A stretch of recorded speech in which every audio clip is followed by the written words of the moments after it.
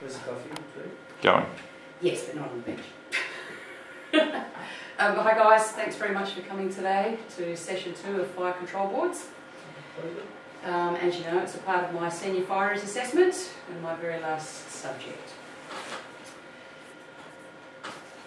To start with the overview, all good training sessions always start with housekeeping and work health and safety. We'll also go into the training session objectives. We'll do a bit of a fire control boards refresher, so we're going quickly over what we did in session 1. We will be doing a scenario in the fire call CD-ROM, and I'll be doing it, demonstrating how it works. And I'll be doing a quick summary, and then we'll have question time. In saying that, if you have any questions along the way, feel free to ask them just when they come. Okay, are we ergonomically seated? Yes, comfortable, lovely, lighting's good, temperature's good, not too hot, not too cold. Nice. Have you got a clear view of the screen? Lovely. Okay, as we're working with computers, we need to have electrical hazards awareness, so no drinks on the table, clean, dry hands, and all equipment has been tested and tagged as per Fire and Rescue New South Wales policy. Are we familiar with the building layout? Do we know where the toilets are, fire exits, and do we know the evacuation plan of the building? Yes. Excellent. I'll be assessing your learnings throughout. The way I'll be doing it is sort of assessing attentiveness and questions are asked and things. There's certainly no test, no pass or fail, but I encourage you to ask any questions. It'll be a 15-minute presentation. If we have a fire call during this, we'll shut it down and then we'll revisit on the toolbox station. Okay, so our training session objectives for today is to understand the basic features and operations of a fire control board and to gain further confidence in the use of fire control boards and therefore increase our effectiveness as a team. Okay, so quick picky of our fire control boards. Here we've got the fire indicator panel on the left, and in the centre we have the emergency warning intercommunication system, more commonly known as the EWIS, and the fire fans on the right, fire fan controls. Essentially the fire indicator panel gives information about the type of detector, type of alarm activated, whether it's a detector, break glass alarm, flow switches, or the like. It also gives us information about the locations of where the alarm has been activated. And on the fire indicator panel, or FIP as I've called it, we can silence the bells, isolate zones, de-isolate zones, and reset the air control facility, the ACF, which we'll went into session 1. Here's a picture of our fire control panel.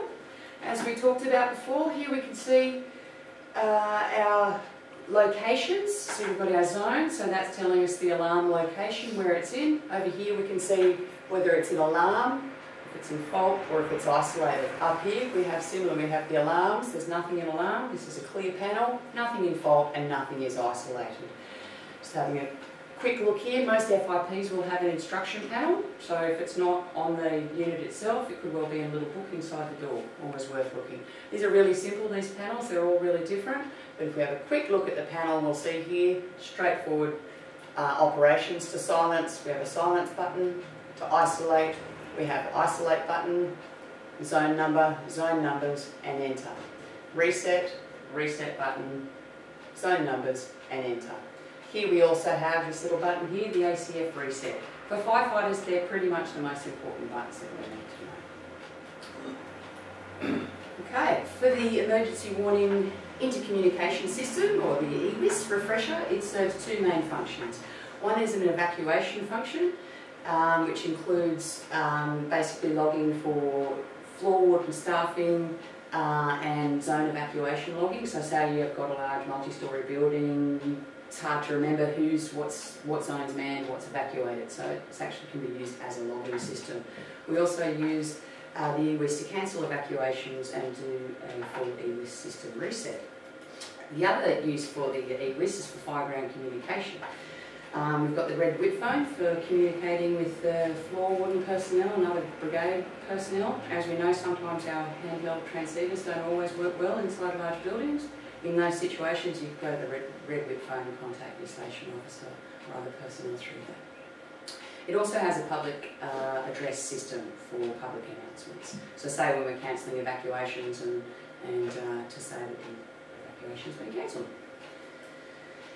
Here's a picture of our EWIS. As we can see, as I discussed earlier, on the left-hand side is the evacuation system. These buttons here, the yellow buttons here saying alert and the red buttons saying evacuate, so that's corresponding to the evacuation system.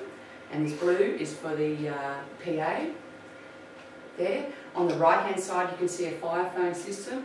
The buttons corresponding to the fire phone systems. These red buttons here are for the whip phone, for answering the whip phone. This is our red whip phone here. And then this is zone manned and zone cleared. So that's that zone, the logging that I was talking about, of whether there's people on that level or not. And here's what I talked about before of an EWIS system reset, the big red button.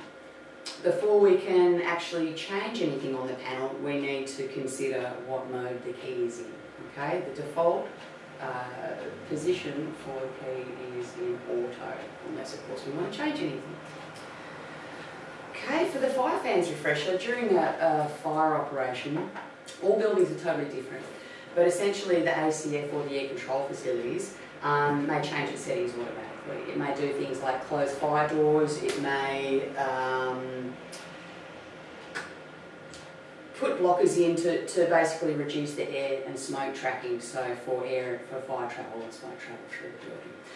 It's also very common in large buildings for the stairwells to be pressurised for safe egress.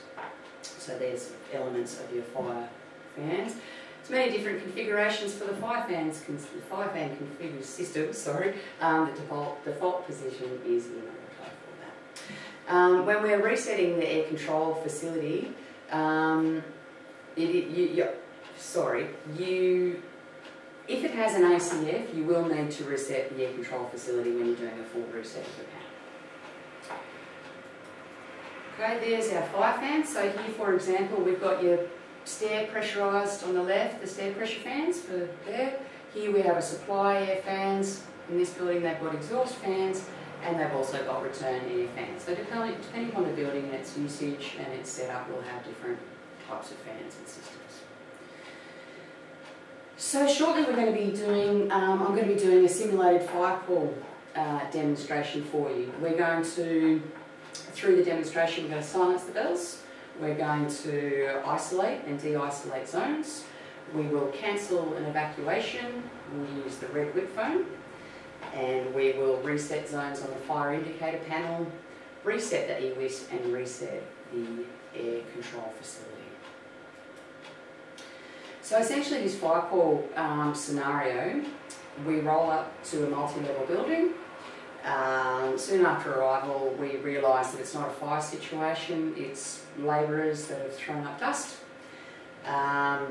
So there's dust activated from workers, so it's a fairly straightforward topic. So in that case, is it about resetting it or isolating it? That's a very good question. In this situation, it would probably depend upon whether the workmen are going to be working there for longer. If they were still continuing on for the day, then we would look at isolating it, and then the station officer would probably tell them that that zone is an isolation, that they would need to de-isolate it when they finished work.